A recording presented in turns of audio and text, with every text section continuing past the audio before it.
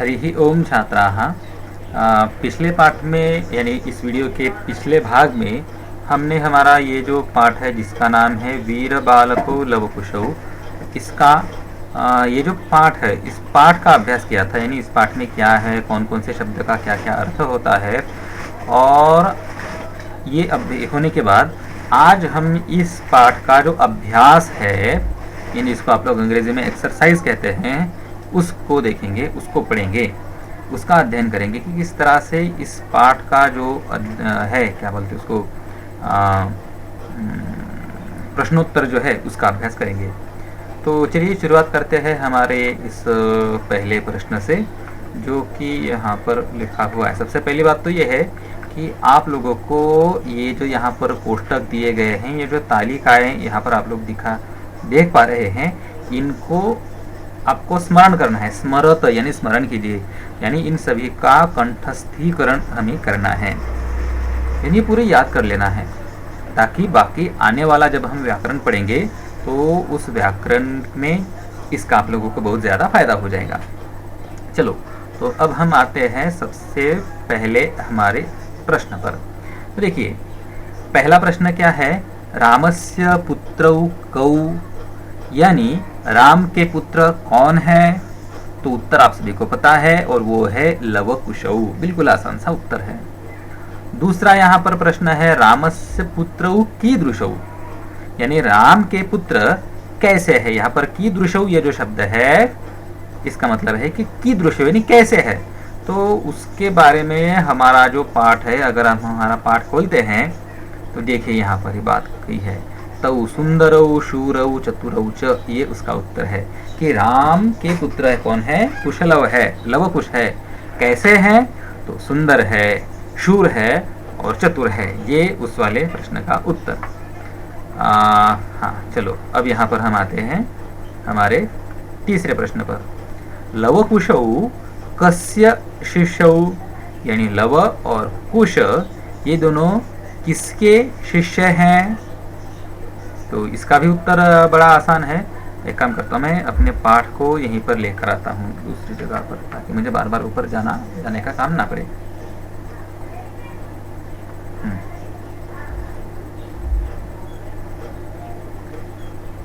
हाँ, तो ये हमने लिया है यहाँ पर अपना पाठ, और दूसरी जगह पर लिया है हमने प्रश्न। हाँ, तो लवकुशौ कस्य शिष्यौ, यानी लव और कुश ये दोनों किसके शिष्य थे, यानी उनके गुरु कौन थे, ये सवाल पूछा है। तो उसका उत्तर है यहाँ पर देखिए, वाल्मीकि प्रिय शिष्यौ, यानी वे वाल्मीकि के प्रिय शिष्य थे।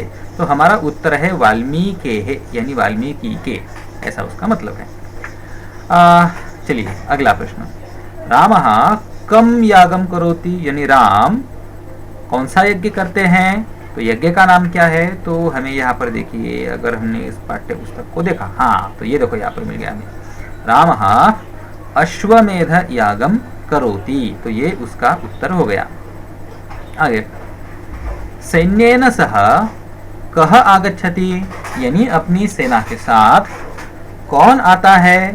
तो इसका उत्तर सोचिए, देखिए, सैन्येन सह कह आगच्छति,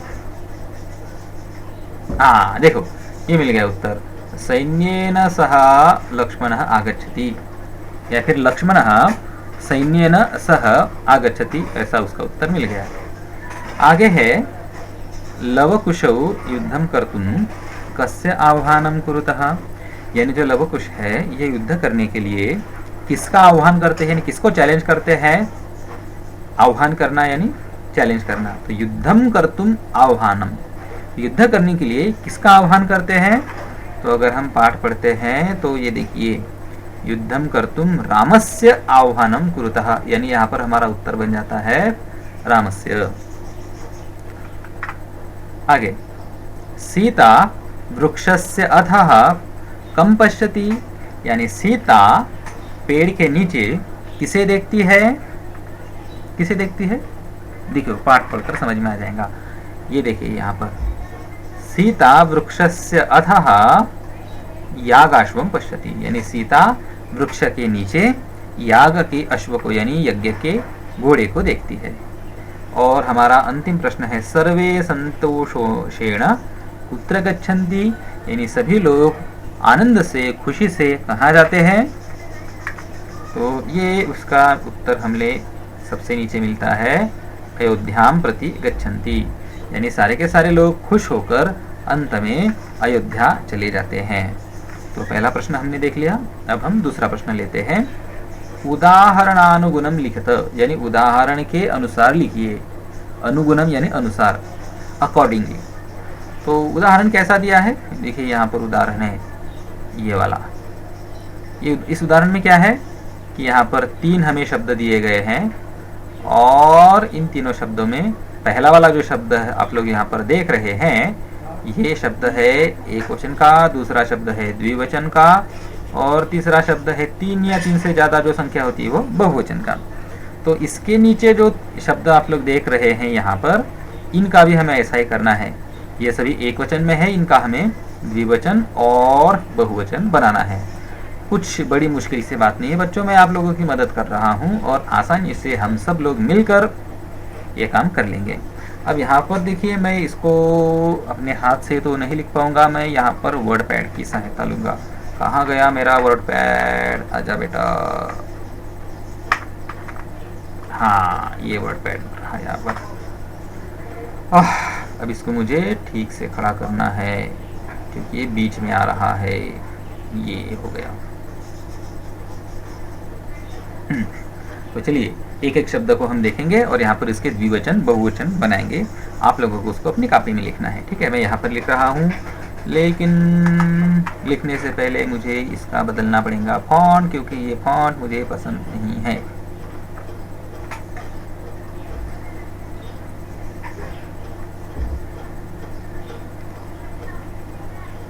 ये आ गया। कौन सा फॉन्ट लूँ?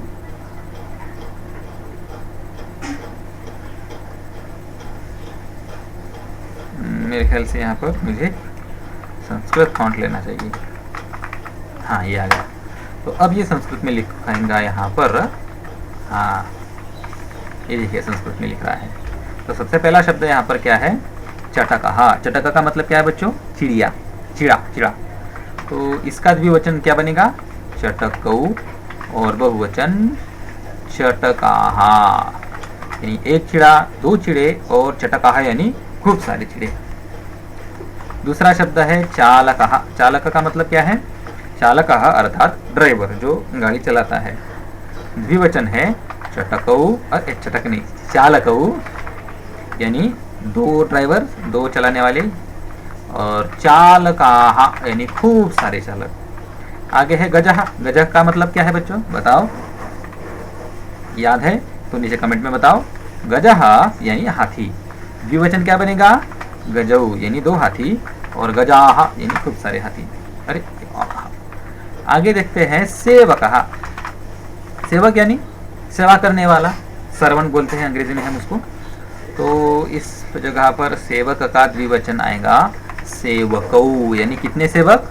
2 सेवक। और बहुवचन सेवकाः, खूब सारे सेवक। आगे शब्द है सिंहः। द्विवचन सिंहौ यानी 2 सिंह और सिंहा यानी खूब सारे सिंह। आगे है, देखिए आगे सह, एषः और कह, ये 3 शब्द है। अब ये 3 शब्द कौन से शब्द है? ये सर्वनाम शब्द है। सर्वनाम यानी हम सभी को इसका इस्तेमाल कर सकते हैं, प्रोनाउन कहते हैं अंग्रेजी में इसको। तो इनके रूप थोड़े से किंचित भिन्न होते हैं, मैं आप लोगों को दिखा रहा हूँ। सबसे पहली बात तो सह, इसका मतलब क्या है? सह का मतलब है वह, ही, और इसका द्विवचन होता है तौ। सह यानी ही, वह। तौ का मतलब होता है दे बोथ, वे दोनों, और बहुवचन में बनता है ते। ते का मतलब है दे, वे सब, ऐसा। ठीक उसी प्रकार से एषः। एष का मतलब है यह। देखिए सह, ये ऊपर आप लोग यहाँ पर सह देख रहे हो, सह और एषः, इन दोनों में अंतर क्या है? सह होता है दूर के लिए और एषः होता है नजदीक वाली चीजों के लिए। तो एषः यानी यह, दिस, ऐसा उसका मतलब होता है। एतौ इसका द्विवचन बनता है। एतौ का मतलब होता है ये दोनों। ऊपर तौ लिखा है, तौ का मतलब है वे दोनों और एतौ का मतलब है ये दोनों। और एट द एंड इसका बहुवचन बनता है एते, यानी ये सब। अब आखिरी में शब्द है कह। कह का मतलब है कौन, द्विवचन पर आएगा कौ यानी कौन दोनों, और बहुवचन में आएगा के यानी कौन से, सभी के बारे में अगर हमें सवाल पूछना है तो इस तरह से हमने इस प्रश्न क्रमांक 2 का भी उत्तर लिख लिया है। अब हम जा रहे हैं प्रश्न क्रमांक 3 पर। अब यहाँ पर हमें द्विवचन के रूप लिखने हैं। देखिए यहाँ पर जो आप लोग वर्ड पैड में देख रहे हो, ये सारे के सारे शब्द पुल्लिंग के हैं, इसलिए इनके द्विवचन के अगर आप लोगों ने बीच वाला स्तंभ देखा तो गजऊ से वकऊ सिंहऊ तऊ एतऊ गऊ, इसमें आप लोग देख सकते हैं कि औ औ लगा है। लेकिन यहाँ जो आप लोगों को प्रश्न मिल रहा है, माफ़ कीजिए, हमें यहाँ नहीं आना है, हमारा नेक्स्ट पेज ये वाला है, क्योंकि ये पर ऐसे ड्राइंग बनी है। देखिए ये यहाँ पर है 8 नंबर का और ये है 9 नंबर का, तो मैं सीधे नीचे चला गया था 10वें पेज पर, तो हमें यहाँ पर जाना है। ठीक है, तो मैं यहाँ जा रहा हूँ अपने सवाल क्रमांक 3 पर। हाँ, ये हो गया। तो अब यहाँ पर हमें करना क्या है कि हमें करनी है रिक्त स्थानों की पूर्ति। रिक्त स्थानम पूरयत, यानी रिक्त स्थानों की पूर्ति कीजिए। अब यहाँ पर करना क्या है, देखो उदाहरण में क्या लिखा है, पुत्र एक वचन पुत्र द्विवचन, यानी यहाँ पर जितने भी शब्द आप लोगों को दिखाई दे रहे हैं इनका हमें द्विवचन बनाना है, क्योंकि उदाहरण में वैसा दिया है। तो अगर द्विवचन बनाने के लिए कहा है तो कोई बात नहीं, हम द्विवचन बनाने में माहिर है, हम यहाँ पर द्विवचन बनाएंगे। पहला शब्द है बालकः। बालकः का द्विवचन क्या है, बालकौ, 2 बालक। आगे है ग्रामः, तो ग्राम का द्विवचन ग्रामौ, यानी कितने गांव, 2 गांव। आगे गजः, गज का मतलब है हाथी और 2 हाथी गजऊ। तीसरा शब्द है आसंदः। आसंद यानी कुर्सी, चेयर कहते हैं हम अंग्रेजी में उसको, और वहां पर तो एक वचन में है, लेकिन हमें करना क्या है, द्विवचन करना है, तो वो बनेगा आसंदौ। अब यहाँ पर कुछ शब्द है, इन शब्दों की तरफ आ रहे हैं और मुझे इनको यहाँ से लिखना पड़ेगा। हाँ, अगला शब्द है, अरे कहाँ गया वो मेरे भाई, हाँ, वृक्षः ऐसा शब्द है, तो इसका द्विवचन क्या बनेगा, वृक्षौ। वृक्षौ का मतलब कितने पेड़, 2 पेड़ है। वृक्षः का मतलब कितने पेड़, 1 पेड़। नीचे है हस्तः, यानी 1 हाथ ऐसा, लेकिन हमें चाहिए इसे 2-2 हाथ, तो दोनों हाथों के लिए शब्द कौन सा है, हस्तौ, यानी कितने हाथ, 2 हाथ। पादः यानी 1 पैर, और पादौ 2 पाद, यानी 2 पैर। कर्णः कान, और दोनों कान अगर हमें कहना है तो क्या होगा, कर्णौ। और जनकः, जनक का मतलब क्या है, पिता, और हमें कहना है 2 बाप यानी 2 पिता, तो जनको शब्द आता है। अब शायद बहुत सारे लोग हंसेंगे इस चीज पर कि किसी को 2 पिता कैसे हो सकते हैं, 2 उसके पिताजी कैसे हो सकते हैं। तो यहाँ पर मैं बता देता हूँ कि संस्कृत भाषा में केवल हमारे जो पिता है वो उसको ही जनक नहीं कहते हैं, बल्कि हमारे पिता के भाई जितने आते हैं वे सभी के सभी हमारे पिताजी के ही स्तर के होते हैं, इसलिए उनको भी हम जनक कह सकते हैं। जैसे कि हमारे ताऊ होते हैं या फिर चाचा होते हैं, वे भी हमारे पिता समान होते हैं, तो इसीलिए हम वहाँ पर भी कह सकते हैं कि ये भी हमारे पिता है। तो हमारे पिता और एक हमारे चाचा या फिर ताऊ, ऐसे 2 मिलाकर हमारे 2 जनक होते हैं। तो इस तरह से हमने इस वाले सवाल को भी हल कर लिया है। अब हम जा रहे हैं अगले वाले शब्द पर। हाँ, अब यहाँ पर हमें क्या करना है, ये जो 5वें नंबर का सवाल है, हमें उचितम सर्वनाम पदम लिखत, यानी हमें करेक्ट एप्रोप्रिएट प्रोनाउन यहाँ पर लिखना है। अब कैसा लिखना है, सीधी सी बात है, यहाँ पर हमें ब्रैकेट में दिखाया गया है कि कौन सा सर्वनाम चाहिए, और इसका रूप हमें यहाँ पर लिखना है। लेकिन ये किसके अकॉर्डिंग लिखेंगे हम, तो उसके नेक्स्ट जो शब्द दिया है उसके अकॉर्डिंग, यानी इसका जो वचन होगा उसी वचन का ये शब्द हमें यहाँ पर लिखना है। कैसे लिखते हैं मैं आप लोगों को बताता हूँ। देखिए यहाँ पर सह है, ठीक है, आप लोगों ने यहाँ पर सह को देख लिया है और मुझे इसका रंग बदलना है, ये बदल लिया। हाँ, तो सह अब बालव यानी दो बालकों के लिए सह का इस्तेमाल करना है तो कैसे होगा, यहाँ पर तऊ आएगा। देखिए एक बात मैं आप लोगों को दिखा दे रहा हूँ, सभी सर्वनामों के रूप। देखिए एक है सह, और इस सह के रूप कैसे बनते हैं, सह, इसके बनते हैं सह, तऊ और ते।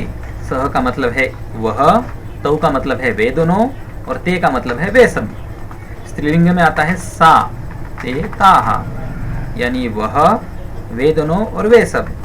नपुंसक लिंग में आता है तत् ते और तानी, यानी वह, वे दोनों और वे सब। अब इसी के सहारे से हमें यहाँ पर भी हल करना है। देखिए सह एक वचन के लिए होता है, लेकिन यहाँ पर ये जो है बालऊ द्विवचन है, तो सह का द्विवचन हमें बनाना है। तो द्विवचन क्या है, ये देखो यहाँ पर तऊ, तो यहाँ पर होगा तऊ बालऊ, यानी वे दोनों बच्चे। दूसरा एषः, एषः यानी यह, लेकिन यहाँ पर हस्तौ द्विवचन है, हस्तौ यानी दो हाथ, तो यहाँ पर होगा तौ हस्तौ, दो हाथ। अब हमारे यहाँ पर इस लाइन पर, अरे ये इस पहले सवाल का हिस्सा था, तो ठीक है, मुझसे थोड़ी सी गलती हो गई कि मुझे यहीं से इसको पूरा करना चाहिए था। हाँ चलो फिर से करते हैं। तो सह, यहाँ पर देखिए बालक, बालक दो होते हैं तो यहाँ पर तऊ लिखेंगे हम। नेक्स्ट वर्ड है देवः, देवः एक वचन में है तो यहाँ पर सह लिखेंगे हम, ठीक है। और यहाँ पर ग्रंथाः बहुवचन वाला शब्द है तो यहाँ पर हम लिखेंगे ते। तो इस प्रकार से तीनों शब्दों का इस्तेमाल हो गया।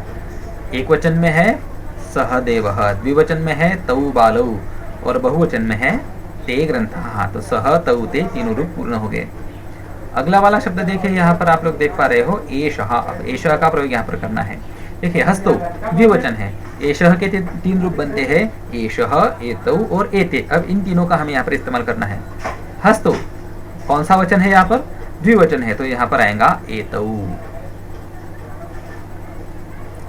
हाँ आगे देखिए सज्जनः, सज्जनः किस वचन में है, एक वचन में है, तो यहाँ पर आएगा एषः, एषः सज्जनः।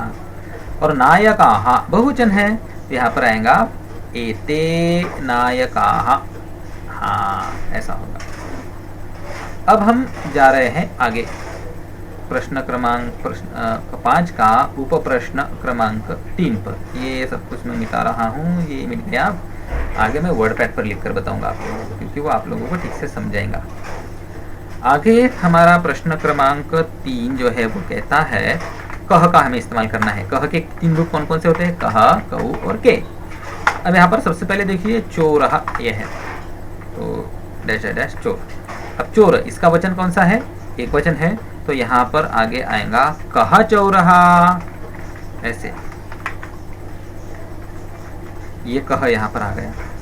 अब आगे भक्ताः लिखा है, भक्ताः, वे भक्ताः एक वचन में है क्या, नहीं, क्योंकि इसका एक वचन भक्तः ऐसा बनता है, लेकिन भक्ताः लिखा है तो बहुवचन में है, तो यहाँ पर कह की जगह पर आएगा के भक्ताः, यानी कौन से वाले भक्त। और आखिर में लिखा है स्थूलौ, स्थूल यानी ऐसा मोटा इंसान, और स्थूलौ यानी कितने मोटे इंसान, दो मोटे। तो यहाँ पर हमें कहा नहीं चलेगा, कऊ चलेगा। कऊ यानी कौन से दो मोटे, ऐसा इसका मतलब बन जाता है। और आखिरी में है एषा। पहले मैं बता रहा हूँ आप लोगों को, एषा के तीन रूप है, एषा, एते और एताः।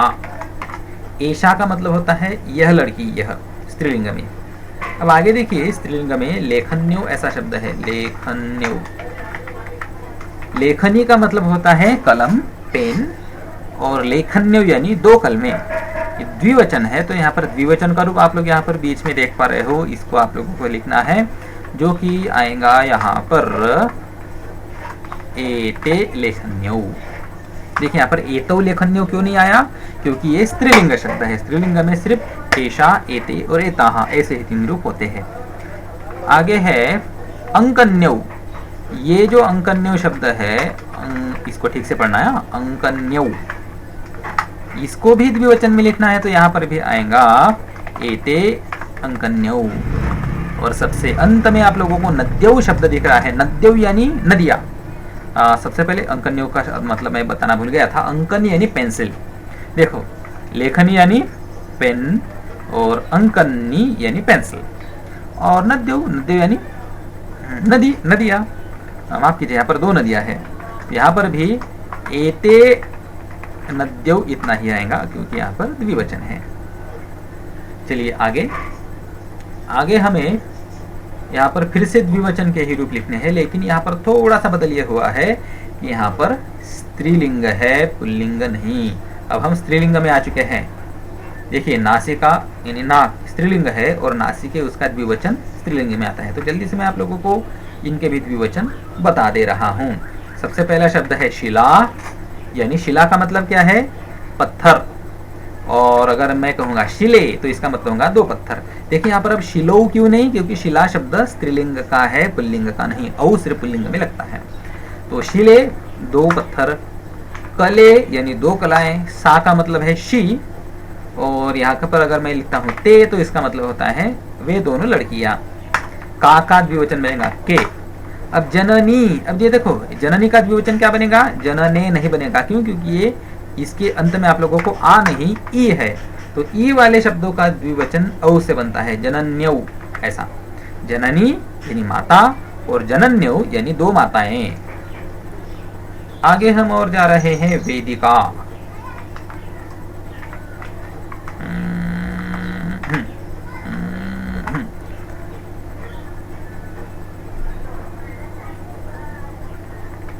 अब यहाँ पर आप लोग वेदिका शब्द को देख रहे हैं। वेदिका का मतलब होता है फाउंडेशन। अब यहाँ पर द्विवचन बनेगा वेदिके, या फिर वेदिका नाम की कोई लड़की भी हो सकती है, और अगर वेदिका नाम की दो लड़कियां रही तो उनको वेदिके बुलाएंगे। वेदिके यानी दो वेदिका नाम की लड़कियां। आगे है वाटिका। वाटिका का मतलब होता है बगीचा, गार्डन। इसका द्विवचन आसान है बनाना, वाटिके यानी दो गार्डन्स। एशा यानी ये लड़की, और अगर मैं कहूँगा एते तो ये दोनों लड़कियां। आगे है नदी, तो नदी का द्विवचन बनता है नद्यौ। अंत में है नगरी, का मतलब होता है सिटी, और इनका द्विवचन बनता है नगर्यौ। ठीक है। अब चलिए हम आगे बढ़ रहे हैं। रिक्त स्थानानि पूरयत। यहाँ पर हमें प्रोनाउन के साथ लिखना है। ये देखिए यहाँ पर प्रोनाउन दिया गया है और हमें नाउन को ड्यूअल नंबर में यानी द्विवचन में लिखना है। तो चलिए हम इस भी सवाल का उत्तर जल्दी से दे देते हैं। मैं इसको नीचे लिखना चाहूँगा क्योंकि यहाँ पर ऐसे। तो पहला शब्द है ते, और आगे हमें धीरा लिखा हुआ है। धीरा ब्रैकेट में है क्योंकि इसका चेंज करना है। किसके अकॉर्डिंग करना है? तो ते के अकॉर्डिंग करना है। तो ते, अब धीरा का मतलब है एक धीरा, लेकिन यहाँ पर ते लिखा है तो दो धीरा चाहिए यहाँ पर, तो यहाँ पर हम लिखेंगे ते धीरे। आगे है ते माला लिखा है, तो माला की जगह पर यहाँ पर आएगा माले। आगे है तीसरे नंबर का ते लेखनी, लेकिन लेखनी एक वचन है, यहाँ पर द्विवचन चाहिए तो वो आ जाएगा लेखन्यौ। अब यहाँ पर लेखन्य क्यों नहीं आया? क्योंकि यहाँ पर लेखनी शब्द के अंत में आप लोगों को ऐसी मात्रा दिखाई दे रही है ई की। तो अगर ई की मात्रा आई तो यहाँ पर यौ आ जाता है ऐसा। ठीक है, तो इसलिए यहाँ पर हम लेखन्यौ लिखेंगे। आगे है जननी, चौथे नंबर में ते जननी, तो जननी का द्विवचन आएगा जनन्यौ, यानी दो माताएं। और अंत में ते चतुरा। अब यहाँ पर देखिए चतुरा के अंत में ई है क्या? नहीं है, आ है, तो इसका द्विवचन ए लगता है। ते चतुरे यानी वो दोनों चतुर लड़कियां।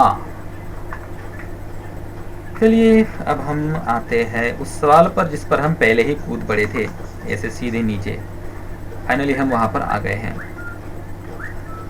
अब यहाँ पर ये नपुंसक लिंग वाले शब्द है, और नपुंसक लिंग वाले शब्दों का भी द्विवचन कैसे बनता है मैं आप लोगों को यहाँ पर बता रहा हूँ।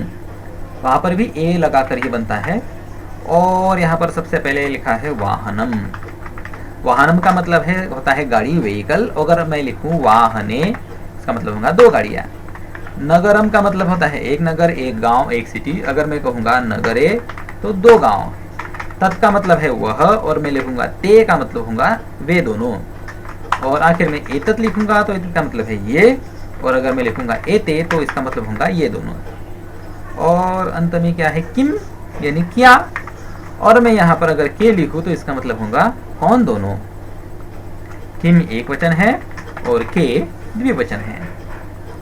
आगे है लिंगम वचनम च निर्दिशता, यानी यहाँ पर हमें जो वाक्य है इसका लिंग और वचन बताना है, लिंग और वचन। जैसे कि ते फले, अब यहाँ पर शॉर्ट कट में एक लघु संक्षेप में लिखा हुआ है, न का मतलब होता है, नपु का मतलब होता है नपुंसक लिंग और द्विव का मतलब होता है द्विवचन।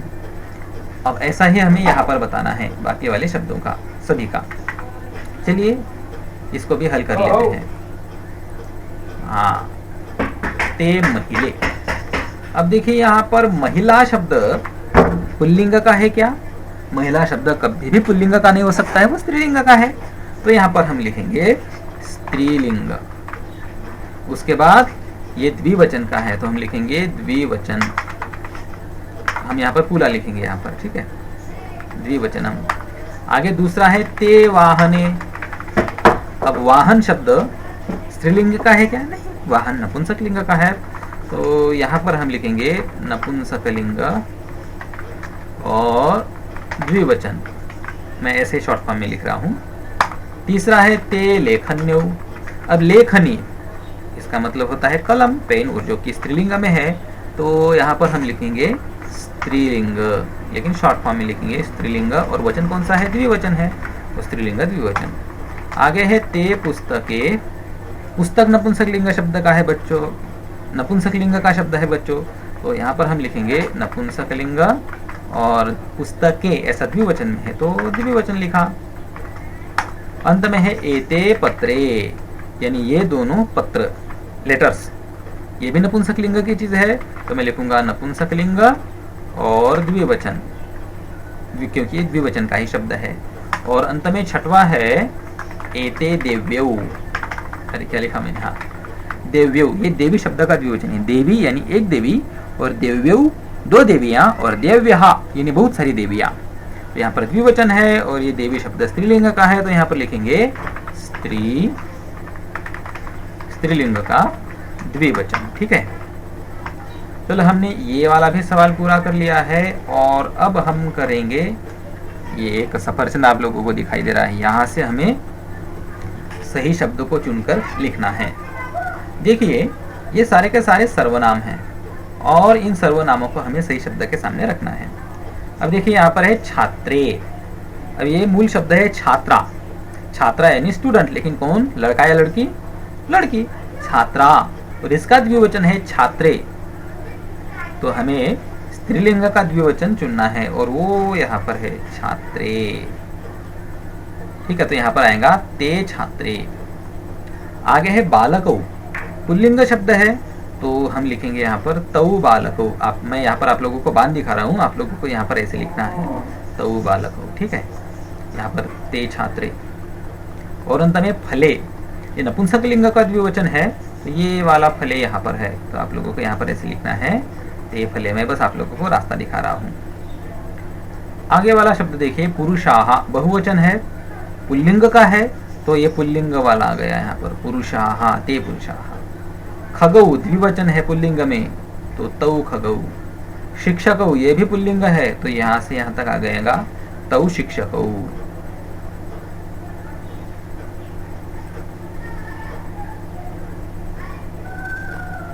चलो आगे और शब्द मैं आप लोगों को बता रहा हूँ। माले, ये माला शब्द है मूल में, माला यानी हार, और ये स्त्रीलिंग का है और द्विवचन में है तो ते माले। ये रंग यहाँ पर मैच हो रहा है, हाँ ठीक है, ये चलेगा। नक्षत्रे, नक्षत्र ये शब्द नपुंसक लिंग का है और इसीलिए नक्षत्र द्विवचन में आ जाएगा ते नक्षत्रे। लेखकाः, पुल्लिंग में बहुत सारे लेखक होते हैं तो ये है पुल्लिंग का बहुवचन। अरे माफ कीजिए, ये स्त्रीलिंग का है, स्त्रीलिंग में लेखिका आता है तो यहाँ पर हम लिखेंगे ते लेखकाः, यानी वे लेखक, ये यहाँ से यहाँ तक। अब हम और आगे बढ़ रहे हैं लास्ट वाली लाइन में, और लास्ट वाली लाइन में हम लोग देख पा रहे हैं पादौ यानी पैर। पुल्लिंग में है तो तौ पादौ, नपुंसकलिंग में नेत्रे यानी आंखें, आंखें नपुंसकलिंग है, तो अरे माफ कीजिए ये स्त्रीलिंग वाला है, ते नेत्रे। अरे ये क्या हो गया,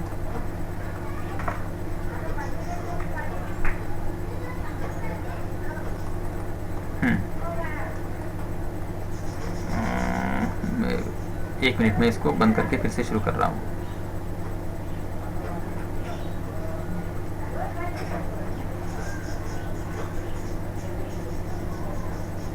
चलो यहाँ से लेते हैं, कहाँ पर हम थे, हाँ ये वाले प्रश्न पर।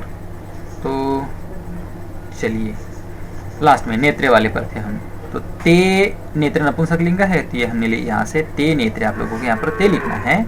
और अंत में अंगुल्यव, अंगुली यानी उंगली, ये हमारा जो मराठी में बोट बोलते हैं इसको, याला मराठीत बोट म्हणतात।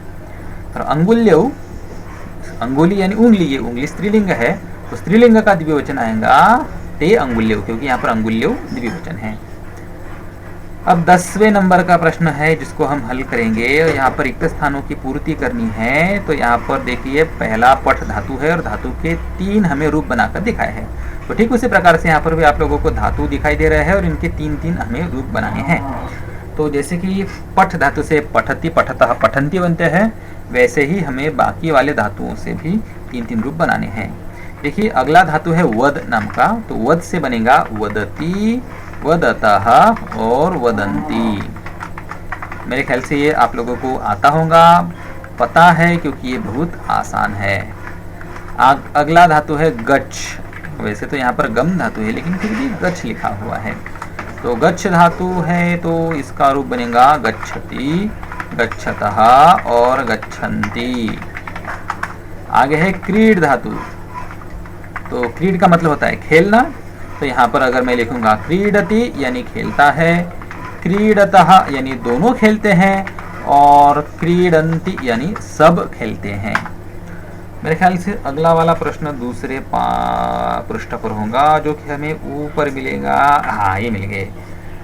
हाँ तो अगला धातु यहाँ पर अगर हमने देखा तो वो है गाय। अब ये गाय का मतलब गाय काऊ नहीं है, गाय का मतलब है गाना। गाय, गाय से बनता है गायती यानी गाता है, सिंग्स। गायतः यानी दोनों गाते हैं, और गायंती यानी सब लोग गाते हैं। आगे है नय, नय का मतलब होता है लेकर जाना, टू कैरी आउट। तो यहाँ पर बनेगा नयति यानी लेकर जाता है, नयतः यानी दोनों मिलकर लेकर जाते हैं, और नयंती यानी सब मिलकर लेकर जाते हैं। आगे है अस, अस का मतलब है, अस का मतलब है यानी इज। तो इसका एक वचन बनता है अस्ति यानी है। स्तः का मतलब है दोनों है, और संति का मतलब है सब है। अब यहाँ पर मैं एक इंग्लिश में एक बात यहाँ पर जोड़ना चाहता हूँ। अस्ति का मतलब है इज, कैप्स लॉक नहीं, इज। स्तः का मतलब होता है बोथ आर, और संति का मतलब होता है ऑल आर। ये आप लोगों को समझ में आ गया होगा। नहीं समझा है तो आप लोग मुझे सवाल पूछ सकते हैं कमेंट करके, मैं उत्तर दे दूंगा।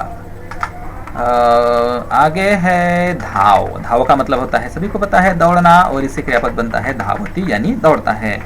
धावतः यानी दोनों दौड़ते हैं, और धावंती यानी सब दौड़ते हैं। आगे है लिख। लिख का मतलब होता है लिखना। अगर मैं कहूँ लिखती का मतलब है लिखता है।